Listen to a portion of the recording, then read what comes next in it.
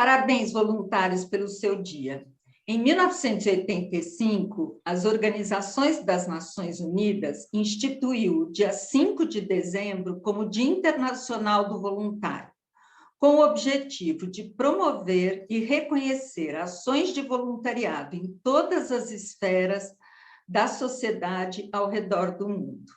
Nosso encontro é um evento para todos os voluntários, realizado pelo Juntos, Redes Unidas pelo Voluntariado Empresarial, um grupo que reúne organizações do Brasil, da América Latina e da Europa. São elas o Grupo de Estudos de Voluntariado Empresarial, o GEV, a Rede Voluntari, o Conselho Latino-Americano de Voluntariado Empresarial, CLAVE, o Conselho Brasileiro de Voluntariado Empresarial, CBVE, o Conselho Mineiro de Voluntariado Corporativo, CMVC, e o Atados Hub de Voluntariado Empresarial.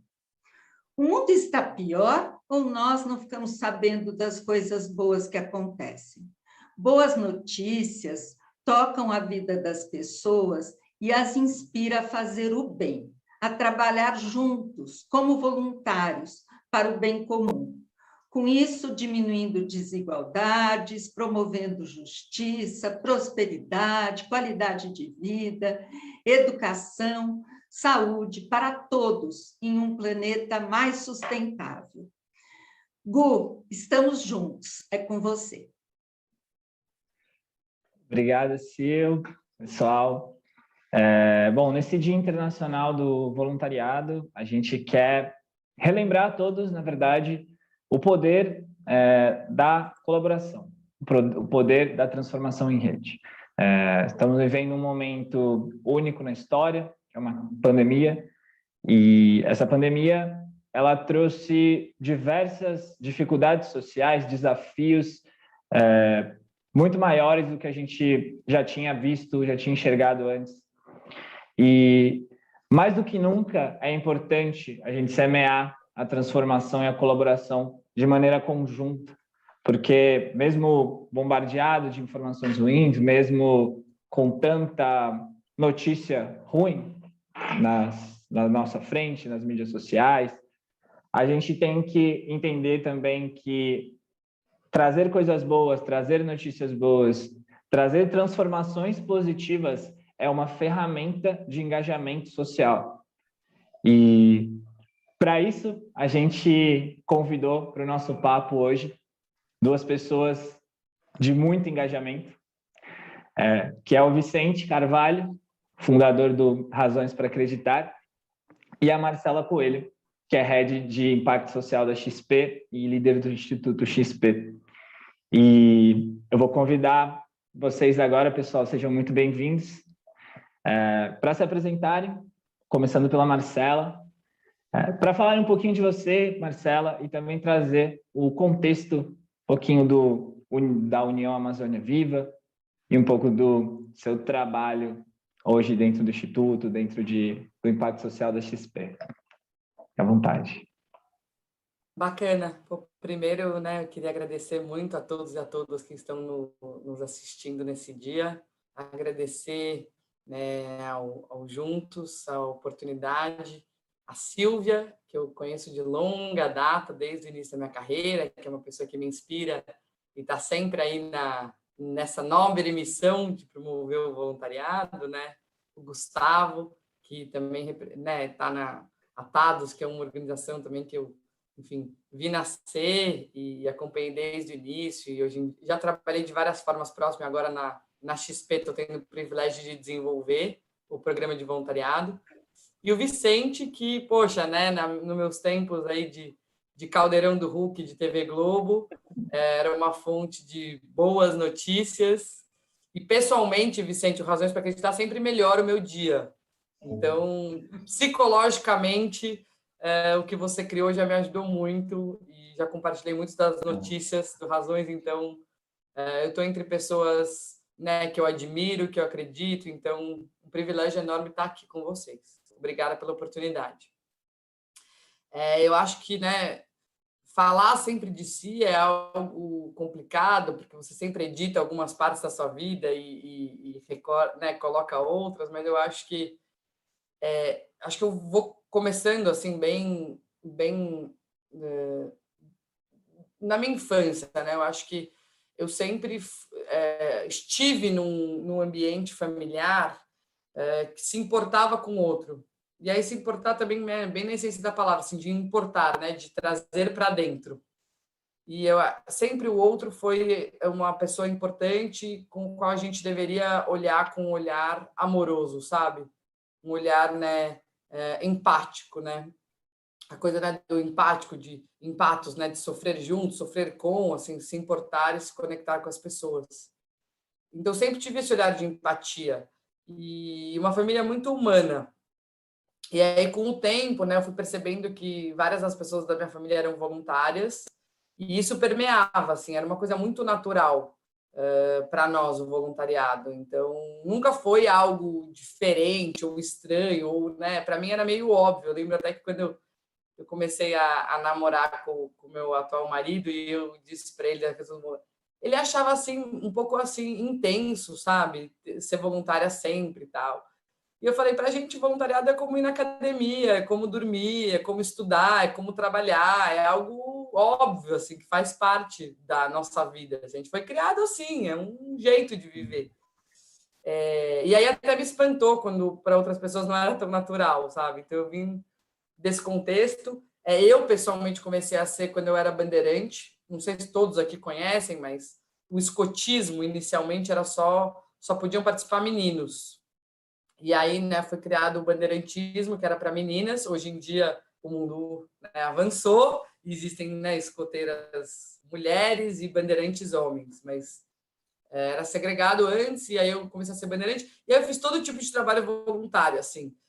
Ia nos asilos, que nem chama mais asilo, né? Acho que é casa de longa permanência, enfim, tem um nome técnico. Cantar para os velhinhos, mesmo com essa voz horrorosa, mas eu acho que no fundo era para alegrá-los. Vendia sanduíche no McDia Feliz, ia no bairro coletar agasalho, trabalhava em bazar beneficente de instituições, ajudava no bingo, assim, fiz um pouco de tudo nessa vida. E aí, na adolescência, começou a ficar mais intenso. Tinha sido fundada uma ONG chamada Sonhar Acordado, que era de uma amiga muito próxima.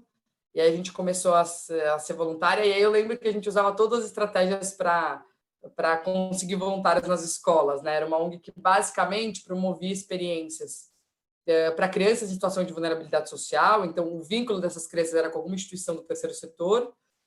E nós, né, enfim, que eu nasci numa realidade privilegiada, branca, num bairro, né, de São Paulo, e com renda, estudava em escola privada e tudo. Então, a gente pegava várias das escolas, né,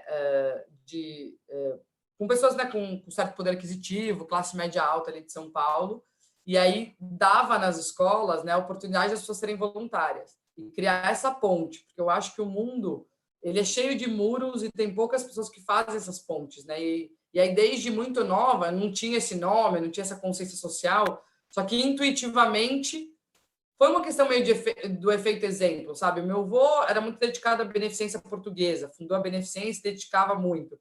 A minha avó na Fundação Dorina Novil para Cegos. Então, era vice-presidente. Então, eu cresci meio, vai na fundação, vamos fazer bazar. Aí, as minhas tias estavam na Liga Solidária, que é a antiga Liga das Senhoras Católicas. Então, todo mundo, de alguma forma, fazendo... E aí, eu fui meio inspirada, e aí, no Sonhar Acordado, comecei a fazer meio isso. E percebi, né? A gente levava as crianças ao teatro, ao cinema. E aí, começou a me despertar uma consciência social muito intensa ali. Né, a gente lia as cartinhas das crianças para o Papai Noel e a gente via, criança querendo casa com menos rato, criança que queria que a casa não alagasse. E aí, na nossa realidade, isso era muito distante. Assim, as crianças estavam, né, escolhendo qual brinquedo que elas iam comprar no shopping, ou insatisfeitas porque ganharam algum e não tinham ganhado o outro, assim, bem numa outra realidade social. E aí, tudo começou a me despertar muito forte. Como o Brasil era um país desigual, e segue sendo, infelizmente, né, extremamente desigual. A gente está vendo questão de segurança alimentar e o que a pandemia, né, trouxe, o nível de sofrimento para milhões de famílias, né? muito triste. Mas também me despertou uma coisa que eu tinha muito desejo, né, de fazer aquilo e participar, e a gente criou um grupo de jovens ali que virava um programa, sabe? Então eu lembro que a gente saía numas festas, sexta-noite estava todo mundo exausto, quase virava a noite, 6 da manhã estava todo mundo lá no Sonhar acordado, sem dormir, era quase a extensão da balada, sabe? Virou também algo divertido que fazia parte da nossa vida de uma forma muito muito animada também, sabe? Não era sofrido ser voluntário, muito pelo contrário, era o meu momento de prazer. E aí, depois de vários anos ali no Sonhar Acordado, com várias irresponsabilidades, hoje em dia eu fico pensando, como que a gente tinha 16 anos, fechava o Hop Hari, eu virei advogado depois, quem assinava o documento? A gente levava 30 ônibus, 1.200 crianças, aí os voluntários chegavam lá, eu sempre falava, não, vai ser um voluntário para cada 2 crianças, chegava lá, eram 6 crianças por voluntário, a gente nunca perdeu nenhuma criança, sempre deu tudo certo. Não que você saiba. Tá tudo correto. E aí, nisso, eu resolvi também fazer disso a minha carreira, sabe? Então, eu pensei, eu percebi claramente a história de pagar conta, e aí eu sempre uso essa... É um exemplo bem bobo, mas eu acho que sinaliza, assim, as pessoas tinham a coisa do happy hour, né?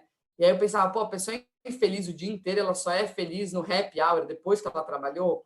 Eu quero trabalhar com alguma coisa que faça sentido de segunda a sexta, sabe? Eu não quero ser voluntária no Sonhar Acordado sábado e de segunda a sexta fazer, né, um outro ofício que não melhore a humanidade, que não traga coisas que eu acredite, assim.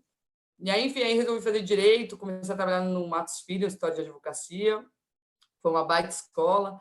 Lá a gente tinha um programa de voluntariado e foi muito interessante, assim, eu vou contar essa passagem e depois também já encerro para a gente, né, ouvir o Vicente. Mas foi interessante do Matos Filho, que no começo, quando eu era estagiária ainda, as ações voluntárias eram muito voltadas para Dia das Crianças, Natal, ações super bacanas, mas sempre pontual, festa de Páscoa, vamos, né, adotar uma creche e tal.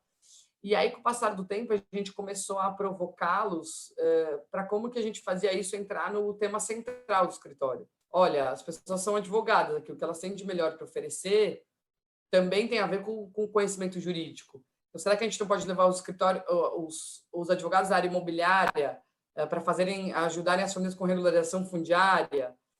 Será que, né, as pessoas da área de família do escritório não podem ajudar com união estável?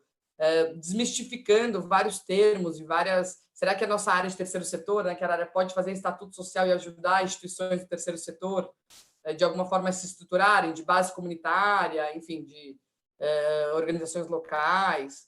Então, foi muito interessante, assim, ver essa evolução dentro do escritório do voluntariado.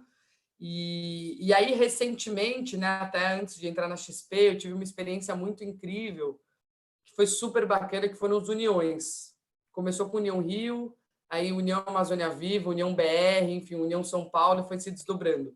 União, basicamente, ali naquela semana de 12, 15 de março do ano passado, quando a gente percebeu que a pandemia, né, chegaria ao Brasil, já estava trágica a situação na Europa, e estava... eu falei, poxa, eu não posso ficar parada, né? Muitas pessoas vão morrer, vai ser muito triste. O que eu faço? Aí eu montei um grupo de WhatsApp com alguns amigos para ver como que a gente podia voluntariamente ajudar a mitigar os efeitos da pandemia. E, basicamente, a linha era salvar a vida. Como que a gente ia fazer isso? Não sei ainda, mas vamos salvar a vida e diminuir sofrimento. E aí, rapidamente, se juntou um grupo, assim, um time de sonhos, assim.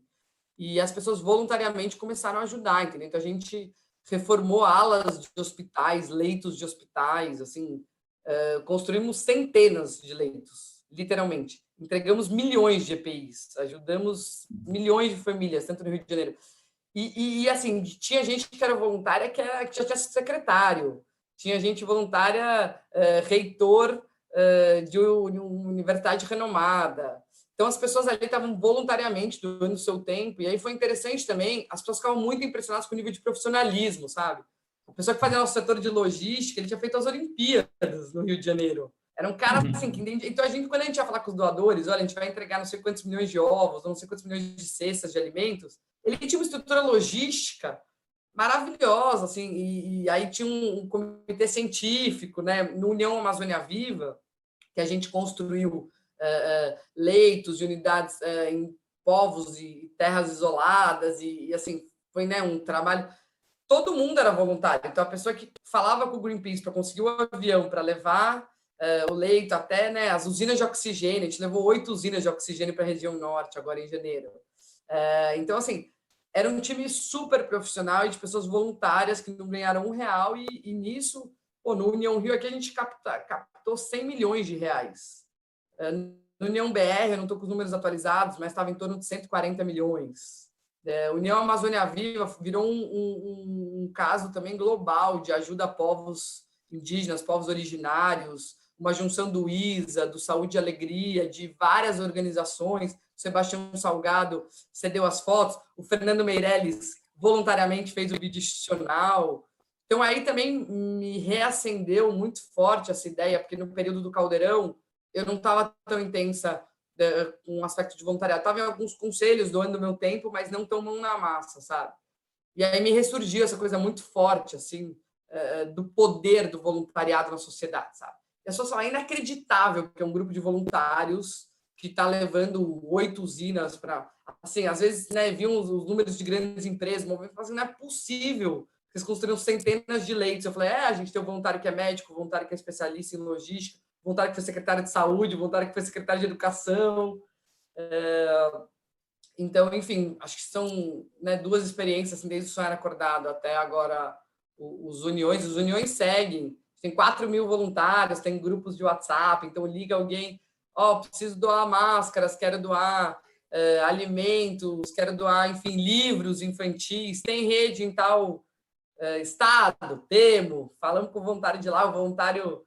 E aí, desde o voluntário, né, desse que eu comentei, dessa grande estrutura, até a gente falar, tão importante quanto alguém que organizou toda a estrutura é alguém que fez os sanduíches, que tinham pessoas que faziam sanduíches a noite inteira para os voluntários que iam no dia seguinte, aí tinha alguém que, né, fornecia gasolina, o dono do posto de gasolina falava, não, eu vou prestar gasolina para os carros que vão entregar alimentos, assim. Então, foi muito bonito, assim, é muito bonito ver isso tudo, né, dessa rede de apoio que se criou. E eu acho que todos os movimentos que estão aqui, né, enfim, Gustavo, Silvia, Vicente, devem ter inúmeras histórias, assim, de como o voluntariado é potente e transformador. E além de tudo, né, eu acho que gera uma sensação de muito bem-estar, né? Quando você é voluntário, você libera a ocitocina, que é o hormônio do amor, que é o hormônio... Então, tem uma questão química também, que libera no seu corpo uma boa sensação e não é à toa, sabe? Então, dá muita alegria e felicidade, assim, poder, enfim, ser voluntário. Eu tenho 2 filhos pequenos, eu vivo falando para eles, levando eles já em várias ações para ver se o bichinho pica eles também, né? Falei bastante, né, Vicente? Agora é só com você, prometo.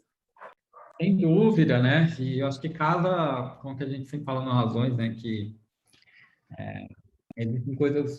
existem mais coisas legais acontecendo no mundo do que ruins, né? Eu sempre falo isso há 10 anos agora. E é o que a gente tenta provar todo dia, porque todo o restante da mídia tenta provar o contrário, e aí a gente vai andando contra a maré e fala, não, tem muita coisa boa, sim, mais do que vocês estão publicando, cacete. Bom, e aí, vamos lá, eu também vou dar um resuminho aí da minha trajetória até surgir aí a ideia do Razões em si. Eu venho de uma família classe média baixa, de Rondônia, interior do norte do país. Cresci na cidade de Porto Velho, na capital, e nasci numa cidade do Maranhão chamada Tuntum, muito pequenininha, muito nada, assim, não tem... A gente tem uma igreja e não tem ônibus, se você tem ideia da dimensão. Mas cresci sempre é muito claro na minha cabeça que as coisas, apesar de não serem fáceis, assim, a gente nunca passou fome, assim, muito por ajuda também de amigos e tal, mas também nunca sobrou nada, né?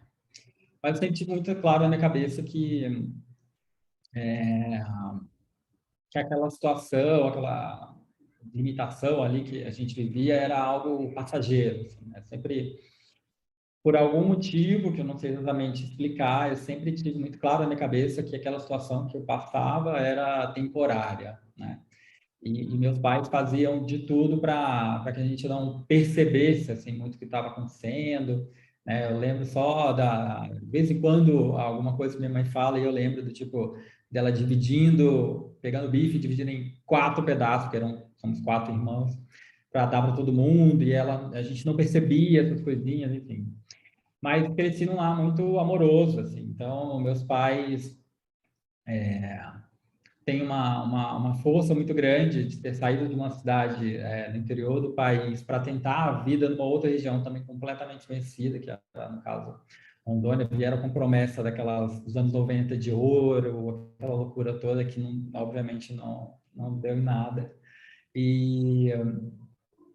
Mas sempre foi muito na minha cabeça, assim, eu sempre pensei que as coisas podiam dar certo, assim, sempre achei que as coisas era mais fácil pensar que as coisas poderiam dar certo do que pensar nas coisas que poderiam dar errado.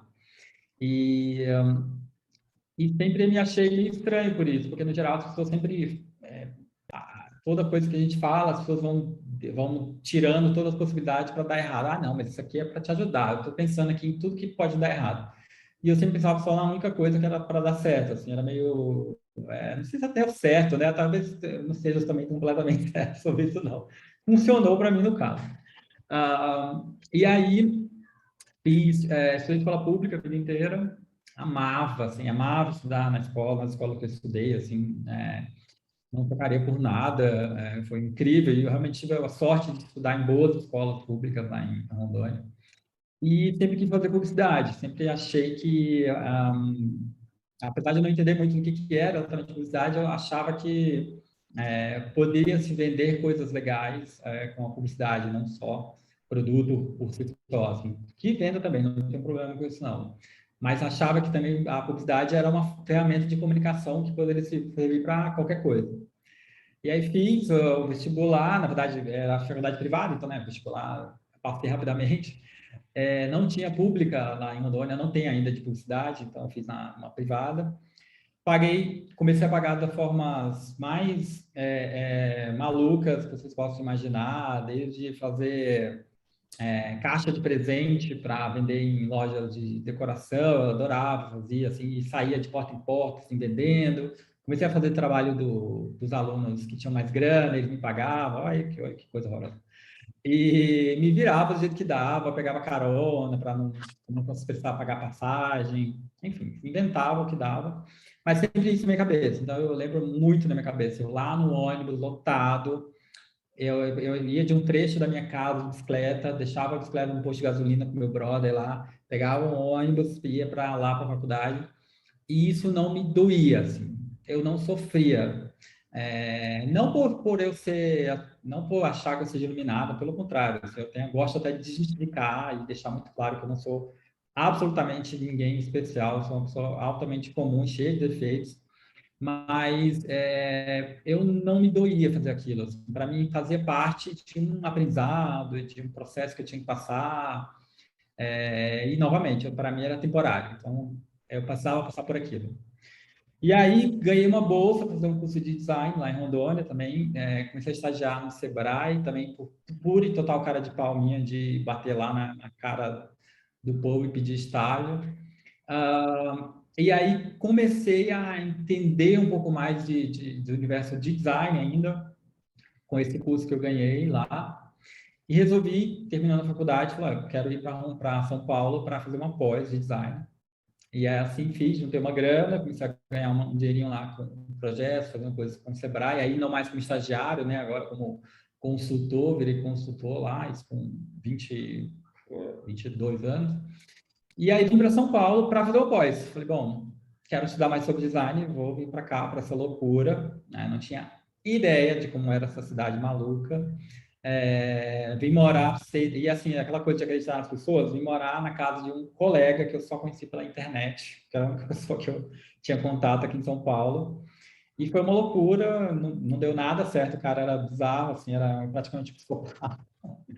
Mas, enfim, a gente vai aprendendo com a vida, aprendendo a se defender. Fiquei alguns meses, enfim.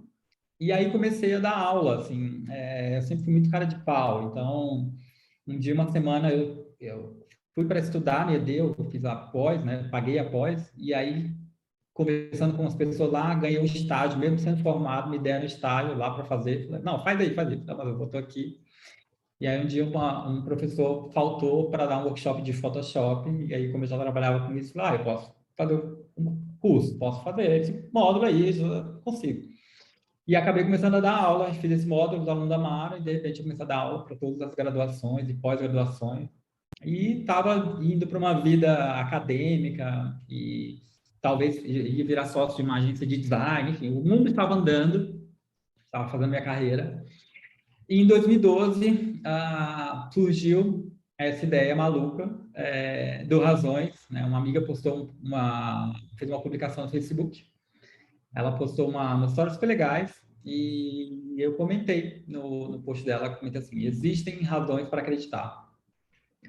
E aí, basicamente, nesse dia, no dia 2 de agosto, surgiu a ideia do site. Aí eu pensei que, de repente, poderia ter um espaço onde eu possa reunir coisas legais que eu não vejo, né? Então, na época era mais uma percepção que eu tinha, né? Então, eu pensava assim, bom, eu sei que o mundo tem muitas coisas ruins, obviamente, temos muita pobreza, esse é um grande problema, mas eu sei que existem muitas coisas boas, né? E quando eu falo de coisas boas, são as coisas do dia a dia, né? Por exemplo, sei lá, eu tinha uma vizinha maravilhosa, ela era incrível, tinha várias histórias legais com ela. Aí, coisas que minha família passava, coisas legais do cotidiano, mas que isso não ia para a TV, né? E aí, quando não vai para a TV, a gente acha que não acontece, né? Então, esse foi a minha grande justificativa de fazer o site, né? De reunir essas pequenas histórias que acontecem e que são a nossa chavinha para nos conectar com o mundo real, né? Porque às vezes a gente acha que fazer uma coisa boa obviamente, é só fazer, por exemplo, e não estou falando que isso é ruim, tá? Pelo amor de Deus. Juntar os 100 milhões do Instituto, é maravilhoso. Mas para a pessoa do cotidiano, do dia a dia, é uma coisa muito distante. Mas se eu falar que o fulano do meu prédio aqui embaixo desceu, ele leva dentro da bolsa dele uns pacotes de bolacha, e toda vez que alguém pede na rua ele dá, eu consigo materializar isso, né? Então, eu consigo ver que eu posso fazer também, né? Então, é esse tipo de notícia que me interessa, né? Que sempre me interessou, são as coisas do cotidiano, os gestos simples do cotidiano que viram notícia.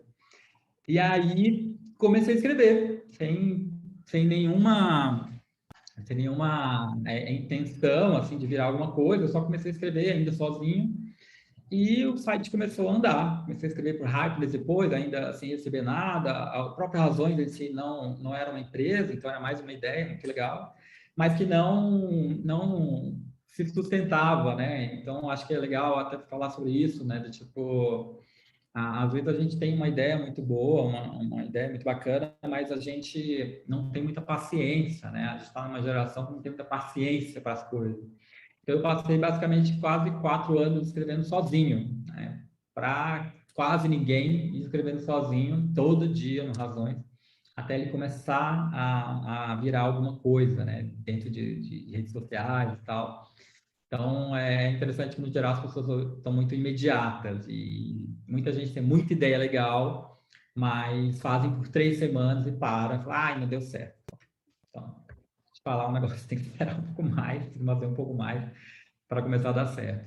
E mais ou menos foi isso. Depois de 4 anos, mais ou menos, conheci meu sócio, que é o Marcelo, que é meu sócio até hoje, e a gente começou a pensar no Razões enquanto negócio. Assim, minha visão era muito emotiva e inspiracional sobre o Razões, e ele veio para colocar os pés no chão e pensar ele enquanto negócio, né? O que a gente pode fazer com as marcas e elas podem também inspirar pessoas e fazer coisas inspiradoras, né? Isso eu estou falando de 6 anos atrás, onde não se falava sobre isso, né? Ainda a gente falava que, pô, vamos fazer um projeto para os pais aprenderem a fazer penteado nas filhas pequenas.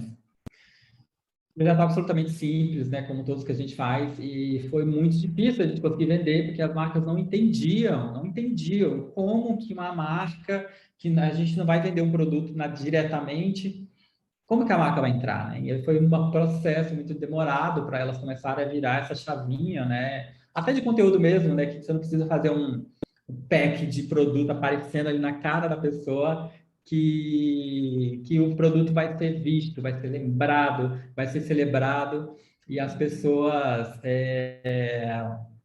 a gente fez um de um asilo, estou colocando aqui, vocês colocaram aqui com o DJ, a gente começou a fazer esses projetos, né, que era basicamente conectar pessoas a uma experiência. Então, a gente fez num asilo aqui em São Paulo, numa casa, levou uma experiência de inteligência virtual para que eles pudessem experimentar sonhos que eles não tinham conseguido realizar. Então, a gente levou uma senhora para conhecer a Espanha, a gente levou uma senhora Nossa, que para... máximo isso! Esse Vocês projeto filmaram isso? que temos um vídeo absolutamente maravilhoso dessa experiência. Tem uma senhora que queria assistir uma apresentação de balé, ela nunca tinha assistido, e aí a gente colocou, na realidade, colocou com trilha, e é uma coisa fantástica. Ela fala, muito obrigado por ter me levado a assistir, enfim. E aí a gente começou a pensar nisso, né? Umas ideias meio simples, mas muito óbvias de levar essas experiências emocionais e conectar as marcas, né? Porque as marcas, nesse caso quem patrocinou foi a Intel, a gente começou a entrar como que as marcas podem entrar nesse universo de inspiração. E aí elas começaram a entender, pô, legal, não preciso vender, no final não precisa ter um pack de produto, de compre o óculos por tanto para as pessoas se conectarem e tal. E desde então é o que a gente tem feito, assim. Então a gente faz projetos assim, a gente naturalmente começou a fazer outros projetos também de mudar a realidade da pessoa. Acho que conecta inclusive com as coisas que o Hulk fazia. Então a gente conhece uma história de uma pessoa e leva uma mudança de vida para ela, patrocinado por uma marca. Ela precisa de uma mobiliar a cozinha, essas coisas, que é muito muito legal.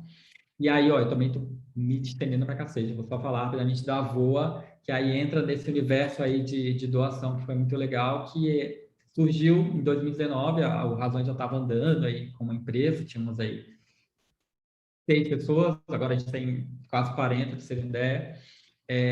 E a Voa surgiu com essa necessidade da gente dar um passo a mais, né? Então, Razões inspirava, transformava as pessoas, e a Voa veio para mudar a realidade delas a partir de uma questão financeira, que o Razões onde o Razões não consegue ir, o Razões conta a história. E aí a Voa literalmente muda a vida financeira da pessoa, que é um grande aspecto da vida, da nossa vida.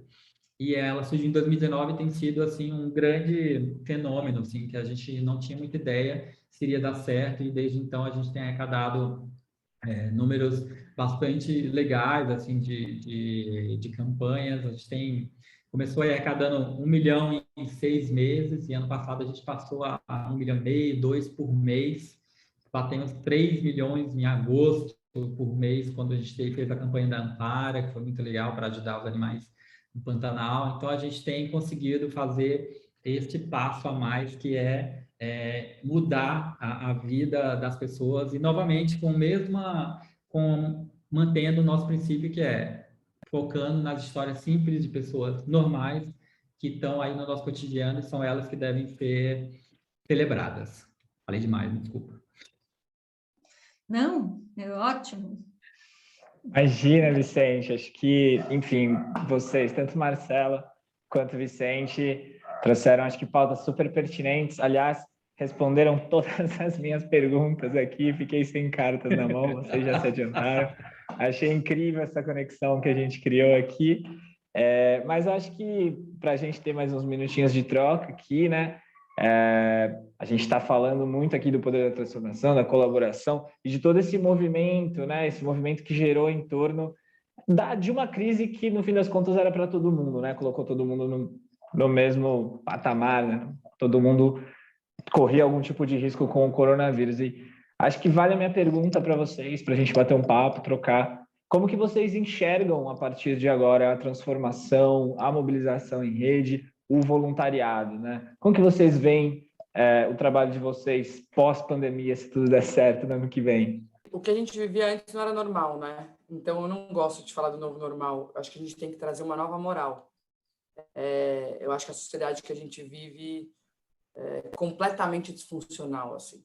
É um país como o Brasil que não protege a Amazônia, que pode ser a maior potência em bioeconomia, e com a Amazônia que a gente tem água, e tem inúmeras questões conectadas, né? Assim, um país desigual como o nosso, que é produtor de alimentos, as pessoas estão em segurança alimentar, que boa parte da população não tem saneamento básico, não tem acesso a uma educação de qualidade, assim. Então, eu não gosto nem um pouco da expressão do novo normal, e tenho falado muito isso, porque o que estava antes da pandemia não era normal. E qual que eu acho que é a potência, assim, pelo menos, né, vou falar um pouco de XP e vou falar da minha experiência com os uniões, né, como voluntária. Eu senti uma união maior de vários... A sociedade é interdependente, mas as pessoas não veem isso com tanta clareza no dia a dia. Então, quem trabalha numa corporação está lá no seu dia a dia, quem trabalha no setor público, às vezes, quem trabalha numa instituição, às vezes as pessoas não têm tanta clareza de quanto somos interdependentes. E acho que a pandemia deixou isso mais claro, tanto no aspecto de quando a coisa não funciona. Então, determinadas questões como sociedade, a gente está muito conectado. Então, uma pandemia como essa, que começa na China, faz o que acontece no mundo inteiro, quanto para soluções. Como a União, desde, né, de produzir a vacina, até, poxa, a Ambev, para pegar um exemplo, mas transforma uma fábrica de cerveja para os cilindros de oxigênio, aí o Boticário transforma para fazer álcool gel, aí os freezers, as mini refrigeradoras que deveriam gelar bebida, não sei exatamente o que, servem para gelar e manter a vacina. Então, assim, tem inúmeros exemplos, eu também nem vou me alongar nesse aspecto, mas dessa vocação que várias pessoas, acho que se descobriram, acho que isso motiva as pessoas, de como a sociedade é interdependente, inclusive para buscar soluções. E aí eu acho que esse é um legado que fica. Eu tenho certeza que quem fez o planejamento estratégico, seja citando a Ambev, mas podia ser de qualquer outra empresa, para fazer as fábricas acontecerem isso, para mitigar os efeitos da Covid, não tem volta. Ainda bem, porque acho que expansão de consciência e essa interdependência, eu acho que esse é um legado que a pandemia deixa em vários setores. Acho que tem um outro aspecto do profissionalismo das instituições do terceiro setor. Eu vivi isso na pele, várias grandes corporações falando, nossa, mas como vocês são profissionais? Como que vocês se conectam com 143 ONGs no território carioca e vocês fazem 4.000 cestas de alimentos chegarem todos os dias, assim, com cadastro das famílias, com diligência, não tem zona, não tem aglomeração, tem cadastro, tem tudo correto, tem análise de impacto. Sabe? Como? Não foi ontem. As ONGs estavam lá há 30 anos fazendo isso, entendeu? Gente muito séria que está na ponta. Então, acho que também serviu para uma coisa de respeitar. Vamos respeitar o terceiro setor, vamos respeitar a sociedade civil. Né? Foram valorizadas. Eu acho que o país, eu acho que não colapsou para uma coisa pior ainda de uma crise, por causa das organizações do terceiro setor, tenho certeza, das pessoas físicas que fizeram a diferença e nos seus territórios. Mas essa é uma inteligência que está lá há décadas, ela não surgiu ontem. Então, acho que tem esse legado. E agora, também falando um pouco de XP, a gente lançou o programa de voluntariado há pouco tempo, né, que está no bojo do Instituto XP, que é focado em educação financeira. Mas o nosso programa primeiro foi no sentido de mentoria de jovens, inclusão no mercado de trabalho. Até pela limitação da pandemia, a gente tem que fazer voluntariado corporativo remoto. Então, a gente também ficou limitado, né, assim, nas possibilidades. E aí, tem tido relatos assim, maravilhosos. A nossa meta, que era de 1 ano de voluntários, a gente bateu nos primeiros 10 dias. A gente teve o número que a gente achou que ia ter em 1 ano de voluntários. Os voluntários super motivados. A gente viu pessoas de todos os escalões da empresa, todas as áreas, do mais alto escalão ao que está no começo da carreira, emocionados. Assim, teve gente que falou, né, que a razão da pessoa viver assim era ser voluntário, e a empresa está dando essa oportunidade da pessoa ter esse senso de legado no trabalho, assim. Então, eu acho que também, estrategicamente, para as empresas, as gerações vêm cada vez mais consciência social, ambiental e mais senso de propósito. Para você atrair os melhores talentos, para você reter os melhores talentos, eu acho que o aspecto do voluntário corporativo é estratégico, não é mais só uma coisa, é legal, é bonitinho. Não, é uma coisa de atração de talentos, de retenção de pessoas. Então, acho que as empresas têm que ter cada vez mais esse olhar. Espaço, né? E ter o espaço, né? Criar oportunidade. Tem muito espaço, espaço. Né? As pessoas, assim, os colaboradores gostam muito, faz muito sentido, assim. E um último aspecto, eu vou finalizar a minha fala, tem um aspecto também de desenvolvimento de competências. Então, outro dia eu brinquei com uma pessoa do time de gente, né, de RH. Aí eu falei, quer desenvolver várias skills, liderança, fazer mais com menos e tal. Eu falei assim, vai ser voluntário. Vai acontecer tudo isso.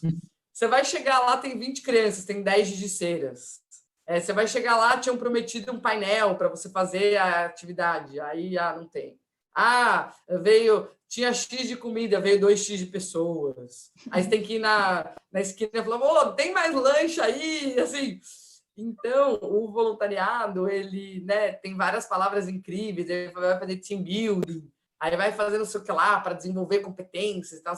O voluntariado e as instituições do setor como um todo, elas podem promover isso para as empresas de uma forma com um legado, com um significado muito maior, né? E está comprovado. Muitas vezes se aprende muito mais na prática do que ouvindo e lendo sobre os temas, né? Sim. Então, eu acho que também é uma oportunidade de você desenvolver seus colaboradores, gerar esse senso de empatia, né? Acho que esse olhar cada vez mais é importante. A gente está vendo, né?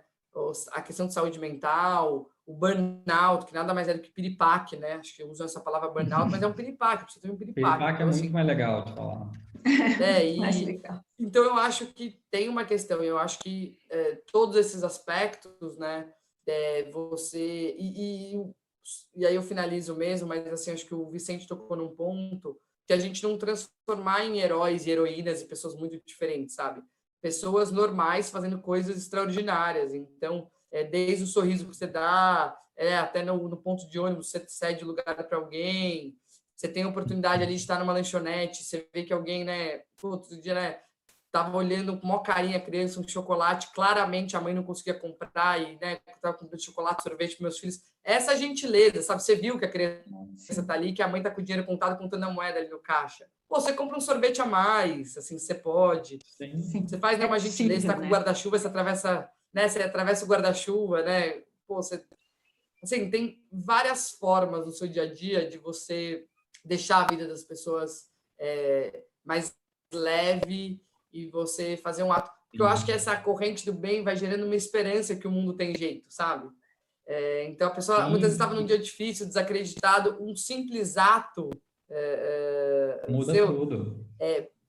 Pode mudar o dia de alguém que estava num dia complicado, entendeu? Você nunca sabe onde vai reverberar a sua ação, sabe? Sim. Então, na dúvida, seja gentil, sorria e faça algo, mesmo que seja alguma coisa muito, muito, muito simples. Enfim, como, né, eu estava numa festinha de criança, eu sempre saio das festinhas de criança com brigadeiros a mais, aí eu entro, sei lá, num Uber ou em qualquer lugar e dou um brigadeiro para quem foi... Assim, é uma coisa super simples, assim, sabe? Mas você vê claramente nos olhos das pessoas como essas atitudes melhoram, né? O dia a dia de todo mundo é muito difícil, em diferentes escalas, mas todo mundo tem suas angústias, dificuldades. E essa coisa de ser gentil, assim, acho que faz toda a diferença. Acho que muitos exemplos disso que você dá luz, né? No Razões, Vicente. Acho que é possível, Sim, na né? verdade... e na verdade, não é à toa, assim, não é porque a gente achou legal só faltar isso. Não, a gente acredita que postando essas coisas mais simples, né, e não simplórias, né, tem uma diferença aí gigantesca, a gente consegue despertar em quem está assistindo ou quem está lendo a possibilidade de que ela pode fazer também. Né? E isso cria uma força muito grande, né? Então, a gente recebe relatos incríveis de pessoas falando do quanto que aquele post fez ela repensar alguma coisa, fez ela repensar para voltar para estudar, fez a pessoa repensar a relação que ela tem com as pessoas que ela não conhece, com o porteiro, quando a gente mostra pessoas que dão gorjeta a mais, bem mais alta para o cara do iFood. Porra, isso qualquer um pode fazer. Qualquer um. Você pede seu iFood, você dá uma gorjeta a mais, você não tenha dúvida que a pessoa vai ficar felizaiaça da vida. E aí a gente consegue aterrissar, né? Então, que eu acho que é, inclusive, uma das coisas que quando a gente conversa com instituições, com ONGs, que eu acho que uma das grandes dificuldades das ONGs menores, eles têm muita dificuldade de aterrissar o que eles estão fazendo, né? Então, tem sempre um problema de arrecadação que talvez para quem está olhando de fora não consegue entender o que ela faz, né? Então, geralmente, quem trabalha com ONG está tão envolvido na ONG em resolver o problema que ela não divulga, ela não mostra o resultado daquela doação que ela ganhou, ela não mostra a entrega, e isso é muito forte, né? Quando a gente materializa, beleza, esses R$ 20 aqui serviram para alimentar uma pessoa aqui, a dona Severina, do bairro tal, eu personifico, né, o meu ato, e é muito mais fácil de querer doar depois, né? Então, esses atos pequenos, para mim, é sempre uma forma de materializar. Mostra o quanto é possível estar conectado, né? A gentileza, a generosidade, a filantropia, a doação do tempo, né? Eu pus um reloginho aqui, porque voluntariado tem muito isso de doar o tempo, né? Como eles estão conectados, né? Como a gente sempre tem alguma coisa que a gente pode oferecer, né? Na reflexão inicial da Marcela, a gente se importa, né? E tem esse olhar de que o outro também é importante, né? E faz essa gentileza, a generosidade, a doação, né? Seja de recurso financeiro, material, né? Ou tempo, né? Tão precioso também. A gente ia noite adentro nessa conversa, mas a gente quer muito agradecer, né, Gu? Que vocês são inspiradores. Eu vou dizer que o Juntos não vai desgrudar de vocês tão cedo. Vocês já são parte aqui do nosso time e a gente quer agradecer muito. A gente abraça vocês como exemplos de voluntários, né? E abraçando vocês, a gente abraça todos os voluntários no dia de hoje, né? Que nos inspiram e mostram que é possível, né? Isso que a gente pode fazer e o quanto isso é transformador, né? Para todos, né? Bom, eu agradeço aqui, ó, desculpa, eu vou escutando. É sempre bom falar sobre esse tema, né, e mostrar para as pessoas justamente isso que é possível. E esse exemplo que você falou, Marcela, da caixinha é muito legal, porque é isso, né? É um reconhecimento ao trabalho da pessoa, é uma forma de mostrar que se importa, isso muda a vida, o dia aí de alguém.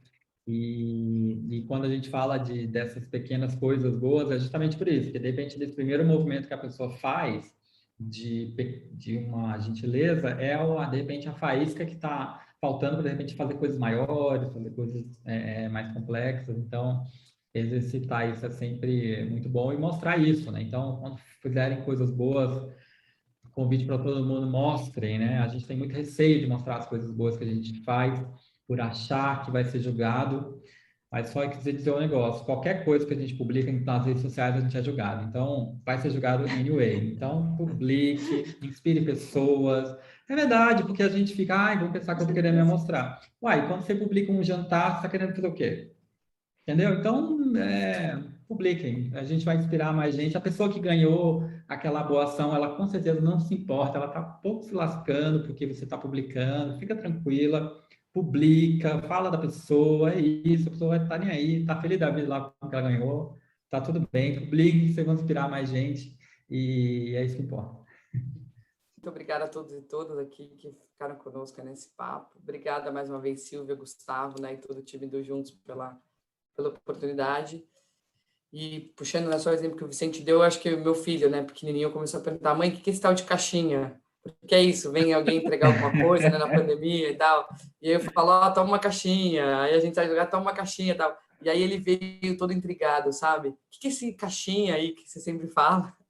E aí eu falei isso melhora o dia da pessoa, e ela merece, ela fez um serviço que a gente precisava, e e a gente pode, então, né, vamos ser generosos, filho, isso vai melhorar o dia dessa pessoa com certeza. E aí, foi engraçada a questão, ele, com o negócio da caixinha.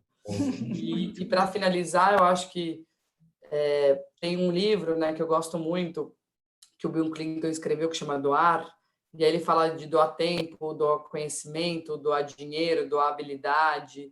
E aí, às vezes, quando alguém me fala assim, não sei o que eu posso doar, eu falo assim, alguma coisa para o mundo você tem para doar. Então, você pode não ter dinheiro, mas você tem alguma habilidade, você pode não ter habilidade, você pode não ter tempo, mas tem alguma outra... Assim, sempre tem o que se doar. Então, eu acho que é um processo de autoconhecimento e, junto com esse autoconhecimento, desse ciclo virtuoso, assim, porque quanto mais você faz, mais significado aquilo tem, um pouco como o Vicente falou, atitudes muito pequenas podem ser tão transformadoras que vão te... Eu acho que é um negócio que vai moldando o seu jeito de ver o mundo. Eu acho. Então, vai ficando mais sensível, você vai ficando desperto, né? Tem um pensamento que fala assim, se olhar, vê, se vê, repara. Que a Tati, né, tem uma amiga minha do Benfeitoria, que sempre fala, né? Então, eu não sei de quem é, enfim, é de alguém bem famoso, assim, mas... então, se olhar, vê, né? Se vê, repara. Então, repare no mundo à sua volta, sabe? E como a gentileza e como esses atos de doação, pequenos atos, podem, enfim, transformar o dia daquela pessoa, o seu dia, e gerar todo um ciclo virtuoso aí como sociedade, né? Acho que é isso. Isso aí, né, Gu? É isso aí, Obrigada, gente. Muito né? obrigado. Só gratidão, só reconhecimento aí para os voluntários, né? Que seja um dia de celebrar, de reconhecer, né? E de se inspirar para mais e mais ações de voluntariado. E que a gente tenha muitas trocas dessa ainda, muita interação, que esse poder que vocês trazem na fala, no movimento, eu acho que é importante a gente estar unido, juntar forças realmente para conseguir transformar cada vez mais. Então, obrigado, né? A gente quer agradecer imensamente, em nome do Juntos, a presença de vocês. Agradeço, gente. Obrigadíssimo pelo convite.